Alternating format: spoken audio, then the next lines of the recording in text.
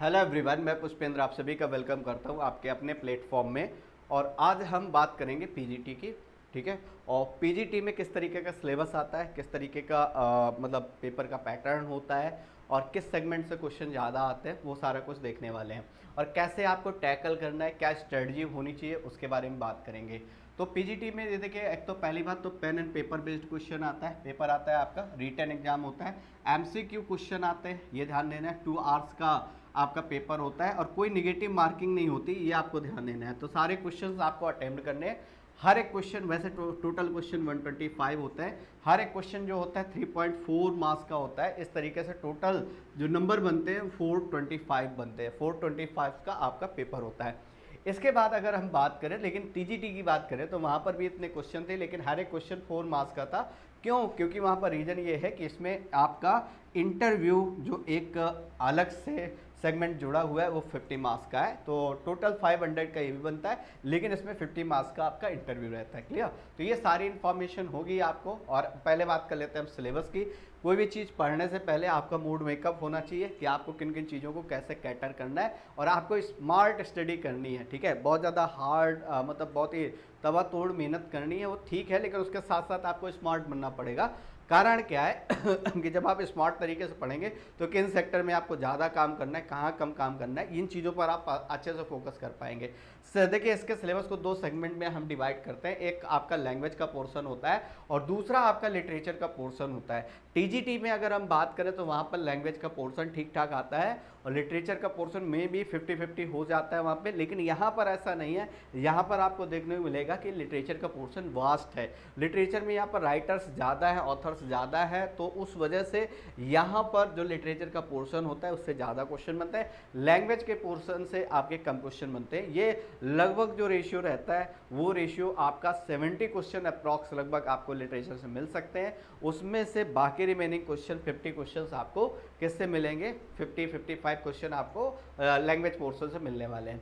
Again language portion को 2 part में categorise करते हैं हम। एक आपका कौन सा आता है? अनसीन पैसेज और कंप्रीहेंशन। क्लियर? और ये मतलब आप जानते हो पैसेज होता है उसमें क्वेश्चन आंसर होते हैं, आपको क्वेश्चन आंसर के जवाब देने होते हैं। इसे ग्रामर और वोकैब के क्वेश्चन भी ये पूछता है, टेस्टिंग करता है। एक्चुअल में जो आपके जो कंप्रीहेंशन होते हैं अलग अलग टाइप के, ठीक है, reading comprehension, writing comprehension, listening comprehension, reading comprehension, तो उनमें केवल और केवल आपका कौन सा आता है? रीडिंग कंप्रीहेंशन आता है। रीड करके आपको उनके आंसर्स देने होते हैं। क्लियर?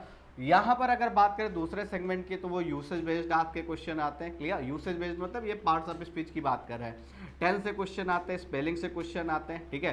टेंस के इस तरीके से कैसे यूसेज होंगे उन पर based question. Idioms and phrases vocab में यहाँ पर आपके देखिए 2 तरीके क्वेश्चन बनते हैं। एक तो फ्रेजल वर्ब से क्वेश्चन बनते हैं, जैसे कॉल ऑफ क्या है, कॉल फॉर क्या है, ठीक है, कॉल इन क्या है, कॉल अपॉन क्या है। तो इस तरीके का क्वेश्चन आपके फ्रेजल वर्ब से बनते हैं। साथ में ईडीएम से भी क्वेश्चन देता है और इसके अलावा कोई प्रॉवर्ब वगैरह भी देता है ये क्वेश्चन में आपको। ठीक है? तो वो भी आपको पढ़नी है। पंक्चुएशन तो बिल्कुल आसान सा टॉपिक है। आप जानते हो कहाँ पर सेमी कॉलन यूज करना है, कॉलन यूज करना है, फुल स्टॉप यूज करना है, इंट्रोगेटिव मार्क यूज करना है, एक्सक्लेमेशन मार्क यूज करना है। ये सारी की सारी चीज़ें आप पंक्चुएशन के अंतर्गत पढ़ोगे। कैपिटल लेटर कहाँ यूज करना है, ये सारी। डायरेक्ट इनडायरेक्ट आता है आपका। ठीक है? तो ये ध्यान देना। इसके बाद वोकैबुलरी मतलब ये synonyms, antonyms, one word substitution की बात करेगा। क्लियर?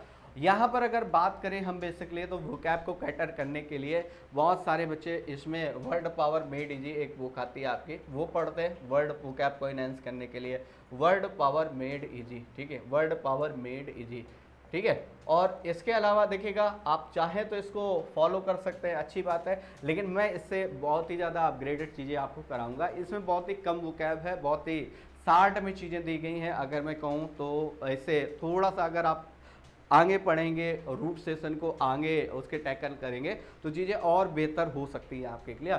फिलहाल अगर आप नहीं करना चाहते हो तो आपके लिए सफिशिएंट है, आप इसी से कर सकते हो, लेकिन इसके साथ साथ आप प्रीवियस ईयर की वोकैब भी जरूर करें। क्लियर?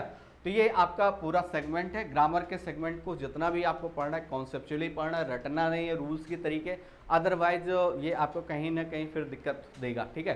तो ये आपका टॉपिक है। और यहीं पर अगर बात करें हम दूसरे सेक्शन की, सेकंड सेक्शन की अगर हम बात करें तो यहाँ पर आपको सेकंड सेक्शन लिटरेचर का देखने को मिलने वाला है, ठीक है। लिटरेचर वाले में अगर हम बात करें तो फॉर्म्स ऑफ लिटरेचर आपको देखने को मिलने वाली है, मतलब इलेजी क्या है, ऑड क्या है, पिंडोरिक ऑड क्या है, वो ऑड के टाइप्स है, ड्रामा क्या है, प्रोज क्या है, ये सारी चीज़ें आपको, सटायर क्या है, ठीक है, ये सारी चीज़ें आप किस में पढ़ोगे, ये फॉर्म्स ऑफ लिटरेचर में। बैलेट क्या है, सोनेट क्या है, क्लियर, तो इनके और उनके टाइप्स फर्दर आप पढ़ते हो इसमें। यहाँ से आपके एग्जाम में क्वेश्चन देखने को मिलते हैं। फिगर ऑफ स्पीच से आपको क्वेश्चन देखने को मिलते हैं। सिमिली क्या है, मेटाफर क्या है, मेटोनोमी क्या है, ठीक है, ये सारे आप पढ़ते हो। एपोस्ट्रोफी क्या है, ओनोमोटोपिया क्या है, ये सारी चीज़ें आप पढ़ते हो इसमें। और इसमें टोटल जो फिगर ऑफ स्पीच है लगभग 15 के अप्रॉक्स अगर आप पढ़ लेते हो तो लगभग सारी चीज़ें आपकी कवर हो जाती है, ठीक है।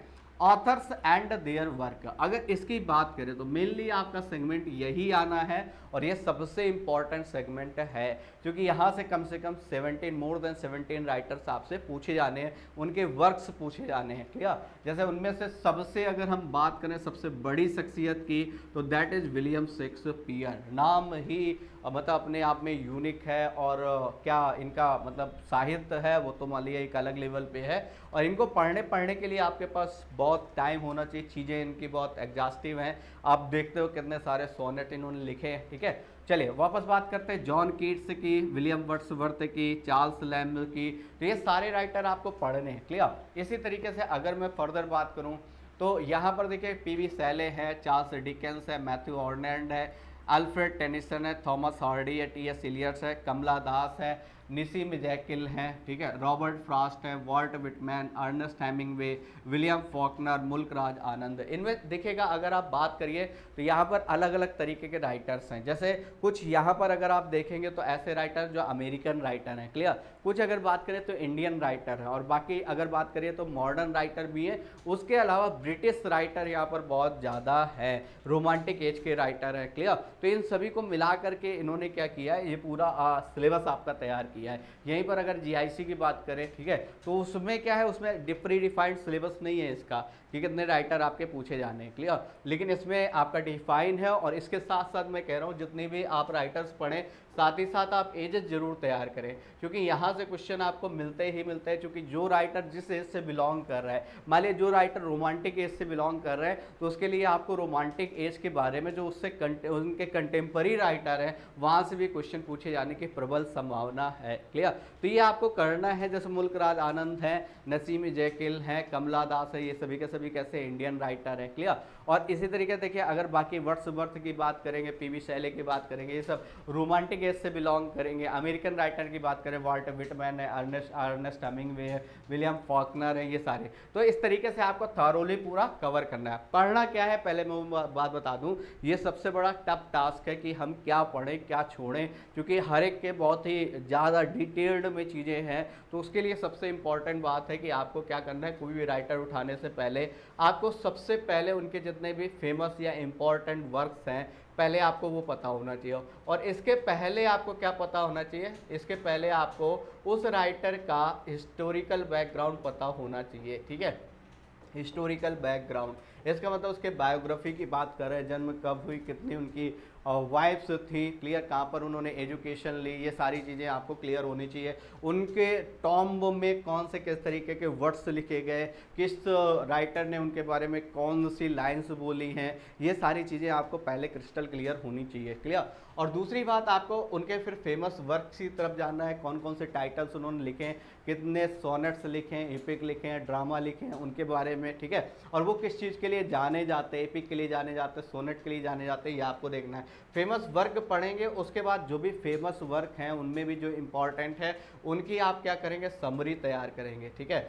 भाई देखिए पूरा तो पढ़ना हमारे लिए पॉसिबल नहीं है, लेकिन हम क्या करेंगे जितने भी इंपॉर्टेंट्स है बाकी के हम नाम्स जान लेंगे, नेम्स जान लेंगे तो काम चल जाएगा। लेकिन जो बहुत ही ज़्यादा फेमस है उनकी आपको समरी पढ़नी पड़ेगी, उनके आपको करेक्टर्स पढ़ने पड़ेंगे, ठीक है, कि उसमें कौन से करेक्टर्स हैं। और ये क्वेश्चंस बहुत आते हैं, ठीक है, बहुत क्वेश्चन आते हैं आपके, क्लियर। इसी तरीके से अगर हम बात करें तो यहाँ पर करेक्टर्स के बाद आपको जो भी उनके बारे में लाइन्स बोली, जो भी प्ले में लाइन्स यूज की गई है, फेमस लाइन्स है, उनको लेकर के आपको डिस्कशन करना होगा, उनको याद करना होगा, उनको मेमोराइज करना होगा, ठीक है। उनके टॉम्ब पर कौन सी लाइन्स इंस्क्राइब्ड हैं वो आपको ध्यान देना पड़ेगा।